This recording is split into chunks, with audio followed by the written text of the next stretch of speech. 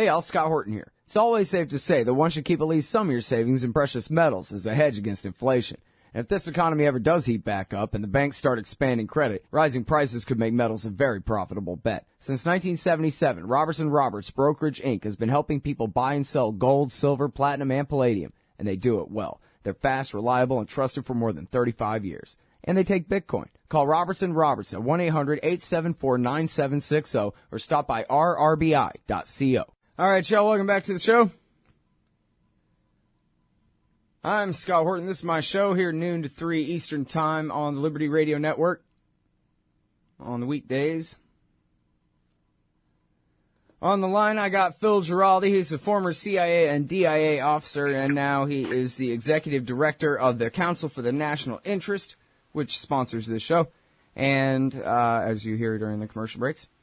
And also he writes for the American Conservative magazine at theamericanconservative.com and for uns.com. Welcome back to the show, Phil. How are you doing?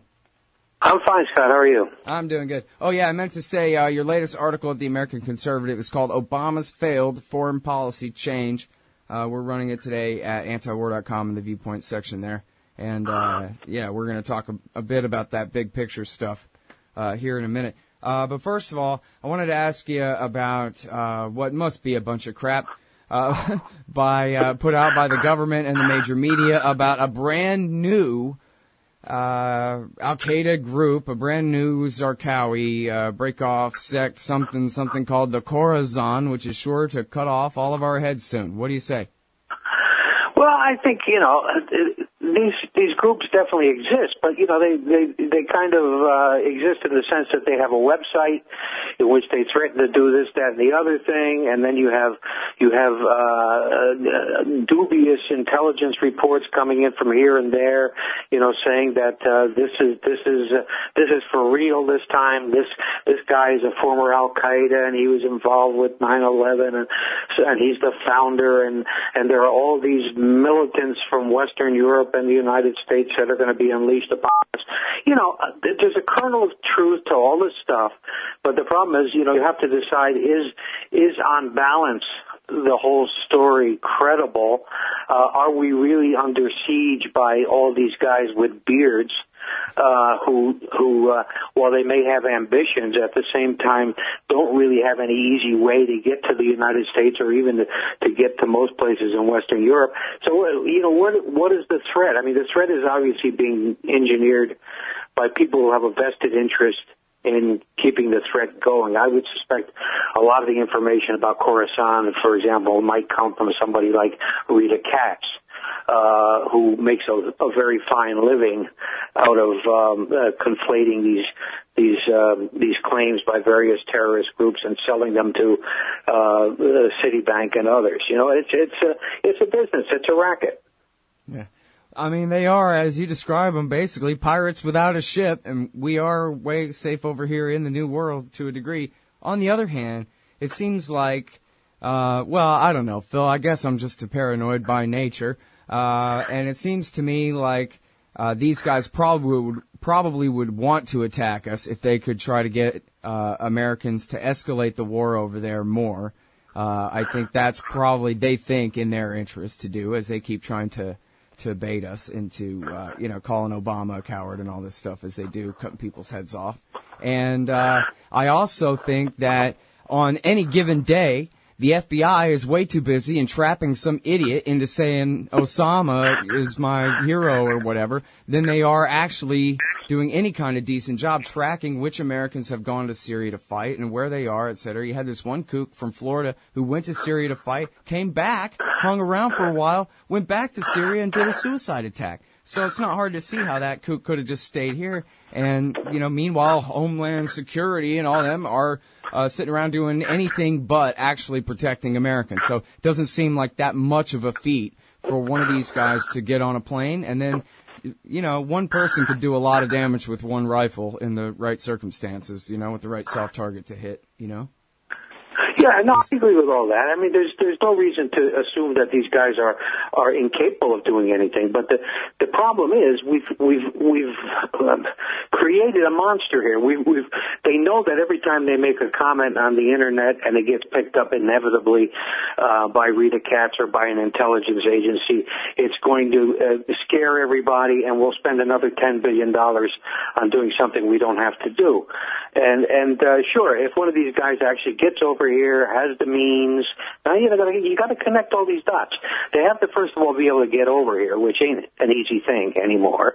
And then they've got to be able to come up with some weapons, or they've got to come up with a bomb, or they've got to come up with this, or they've got to come up with that. And they have to get into a situation where they get through whatever security is existing and actually get there and ignite it. Yeah, sure, they can really do some serious damage, kill a lot of people. But, does this threaten the country? And is this something that we should be on high alert for the rest of our lives about? And that's what bothers me, because they keep, the intelligence people, it's not so much the intelligence people, it's the political guys. It's the guys at the top of Homeland Security or in the White House who are always talking about these threats. I think the intelligence people have a pretty good perspective on how serious they are or not serious they are. But the guys who want to politicize this stuff, it's because they want to leave the impression that the government is doing a great job protecting us. We need another $100 billion and we'll be even safer. It's this kind of thinking, and I think we've got to walk away from that thinking. Sure, people are going to get killed by terrorists in the future in the United States. There's no question about it. But, we have 35,000 people killed every year by cars. The question becomes, at what point does it become a government responsibility to spend tons of money on a threat that might be, a tiny fraction of 1% viable? Right. Well, see, and that's my specific fear isn't so much like I'm going to be hurt or anyone I care about is going to be hurt or even that Americans in any kind of large numbers are going to be hurt. I would think maximum damage in my nightmare scenario would be maybe a couple of dozen people shot before somebody shoots the evil terrorist or whatever. That's nothing, right? That's not even a pinprick. But what my fear is the reaction. That all right, that's it. We're going to nuke Tehran now or whatever. Who knows what madness could come from something like that. If we can have a full-scale Iraq War III breaking out now just because of a couple of beheading videos, then what if somebody really shot up a damn ball game in a real bad way? You know what I mean? Like that. Who knows what kind of crazy thing would happen? So it's not, my fear isn't to try to, accentuate the war propaganda that, we all need to live in fear and go fight. It's my fear is that if something happens, we're going to go fight even more, create, as Hosni Mubarak said before the attack on Iraq in 2003, said, if you do this, you're going to create 10,000 bin Ladens. Before there were 200 of these guys, really he was kind of right. I mean, at least 10,000 Zarqawis, Yeah, that's exactly the point. But all right, but let's look at it another way. No matter what we do, even if we spend this $100 billion, there's still going to be terrorist attacks in the United States. They're going to happen. Just because in a country as big as this, with big, relatively open borders and so on and so forth, it's just going to happen. You have to accept it's going to happen. So, should we be spending the $100 billion to line the pockets of politicians and beltway bandits, or should we just accept that this is the reality of the world that we have created?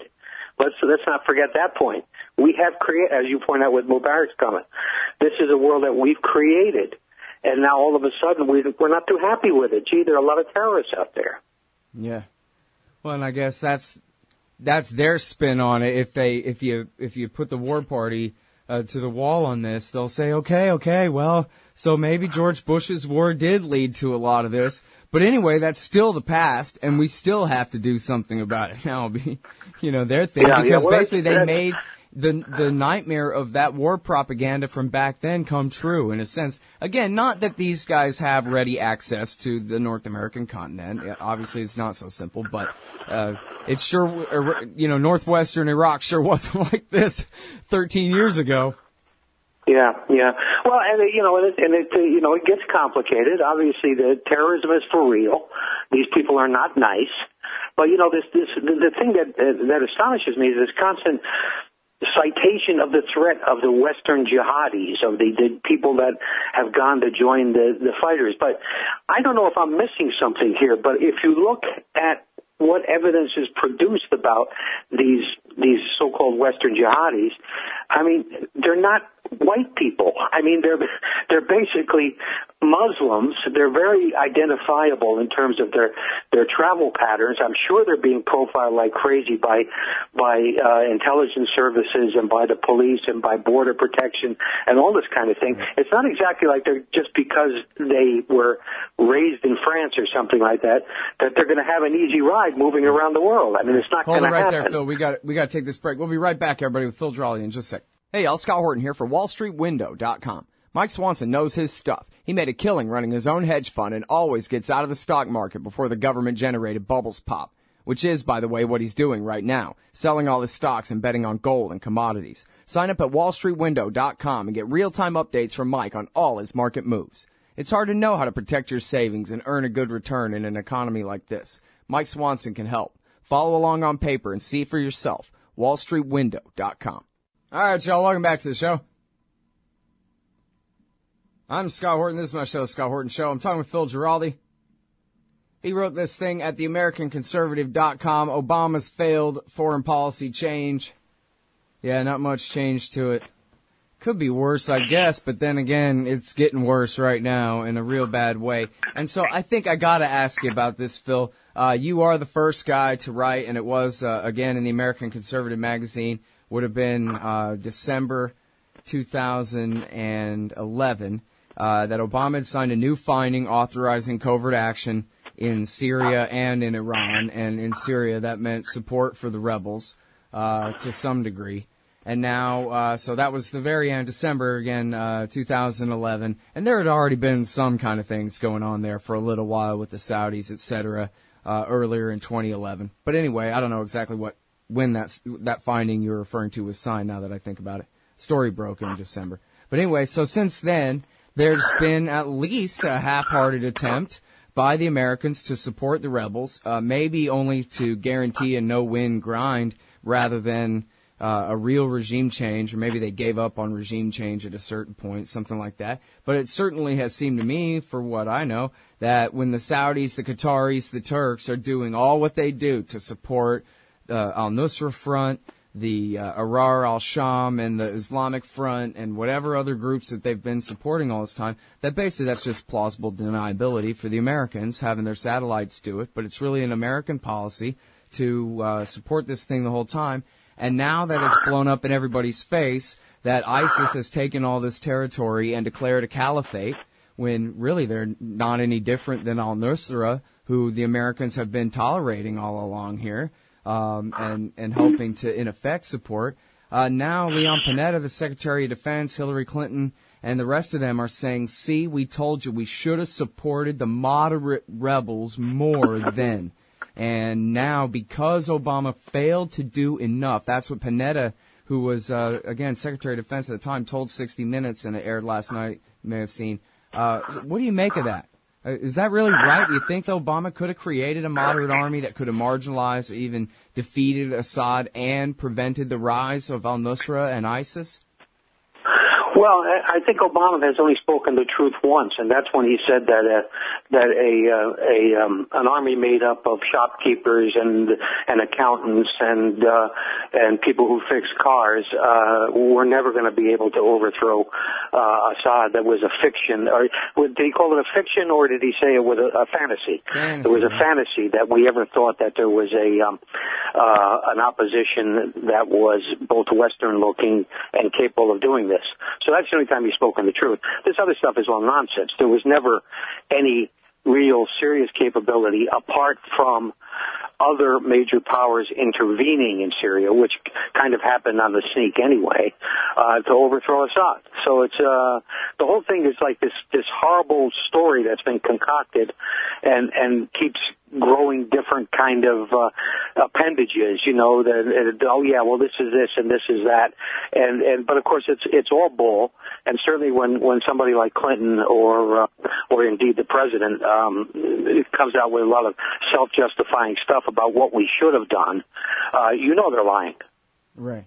Yeah, well, I mean, they sound like a bunch of Keynesian economists really saying, like Paul Krugman saying, see, you just didn't inflate enough. This is actually their policy. And so now, well, let me ask for a little clarification here, because I didn't go back and reread the article. I should have, Phil. But was that the finding in 2011? And a finding is a piece of paper signed by the president ordering the CIA to go ahead and break the law or do whatever they want, right? And was that what this was, exactly saying, right. work with the Saudis, the Qataris, the Turks in order to finance this so-called revolution here? No, I think there was still an illusion going on at that time that the Saudis and the Turks and Qataris were somehow on our side, and that we all understood what the game was. But in fact, all of those countries have been playing their own game right from the beginning. I'm quite astonished that I keep learning more and more about what the Turks were up to, because the Turks are acting completely outside their own interests in terms of the what they've stirred up in Syria, in terms of the refugee problem they have now, in terms of everything else, and security and everything.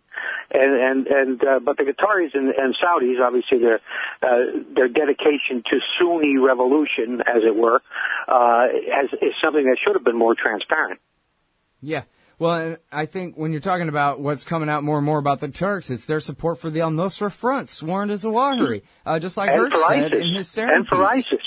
There was an article in the Turkish media this weekend about ISIS supporters openly recruiting in Istanbul. The article, unless it was a fake, was complete with pictures and accounts of who had been suborned by them and so on and so forth. It's quite an eye opener. Mm. These are our NATO allies. Yeah. Well, so now here's the thing about it. I mean, I'm willing to, it's my premise even that these guys are basically a bunch of dimwits and they're so self-interested that they can possibly have time to be interested in much of the facts or anything. On the other hand, come on, everybody knows that al-Nusra and then Nusra and ISIS have been the leaders of this rebellion, the suicide bomber, prisoner beheader kind of kooks, and they have just kept doing this and doing this. So, is that not on purpose? Didn't they know? I mean, I know that they don't read every single thing that Patrick Coburn writes the way I do or whatever, but they must have had some idea that they're taking a real risk here in supporting these groups.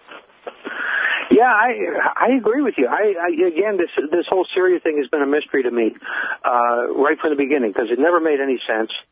If there were any, let's not put lipstick on the pig about Assad. He's a tyrant and a murderer, but he's not unique.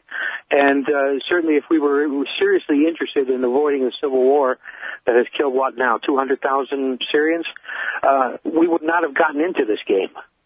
And instead, all we've done is enable that killing to happen. And you get a guy like Obama who pretends to have a conscience.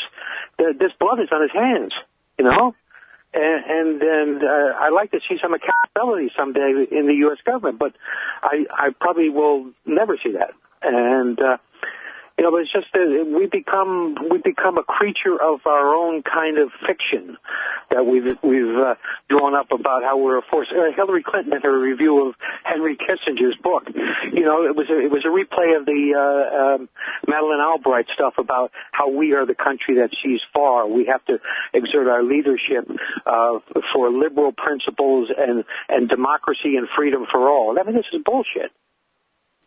Yeah, it's crazy that they continue to try to push it, too, in the face of all of this. But did you see the piece at the National Interest where they did the poll where more Americans than ever say that the U.S. government should be doing less around the world? And then they also say that, yes, any pretext will do for any war anywhere on the planet at any time. Go right ahead. Yeah, that's exactly what, and indeed, what's going on now in Syria is an indication that clearly is the way the government sees itself. I mean, there were a few people spoke out against Obama taking unilateral action, as it were, but not very many. And the votes in both houses of Congress were pretty heavily in favor of doing this kind of thing. And these people are just delusional. Yeah, well, okay, so wait a minute now, because you're absolutely right about that. I mean, it is absolutely just crazy to sit and watch a Senate hearing where John McCain is telling the chairman of the Joint Chiefs of Staff, well, what if Assad attacks the FSA? Are you going to defend them from him then? And he's just trying to ignore the possibility that that could even happen. No, our policy is we're going to turn the FSA into a 100% anti-ISIS organization. And Assad, why, he's just going to play freeze tag for a minute and just sit there and do nothing for a while, and everything's just going to be... So, in other words, what do you expect to happen here, Phil, when if they actually implement the policy based on their, ridiculous kind of narrative that they've set up about backing these moderates against all comers? Well, it cannot turn out well. I mean, there's just no way that there's any dynamic here that can be exploited or twisted to turn out well. And another thing I noticed last week, I'm sure you saw the article, but Dempsey said at one point that if we're going to bomb Syria, right, we're going to do it without Syria's permission. This is an act of war. We're attacking Syria, basically. And it was Dempsey or one of his people at the Pentagon essentially said, look, and if Syria tries to defend itself, we will retaliate. And, we're attacking another country which we're not at war with. It would seem to me that the right of that country to defend itself is inherent. And we're saying we're going to retaliate against somebody defending themselves against us? I mean, my God, the fact that we can even twist our tongues around these kinds of formulations just is scary. I mean, it's like we've totally lost our minds in the last 15 years or so. Yeah, I think you live too close to Washington, D.C., the way you say we all the time. But then again, no, the American people, again, just go along.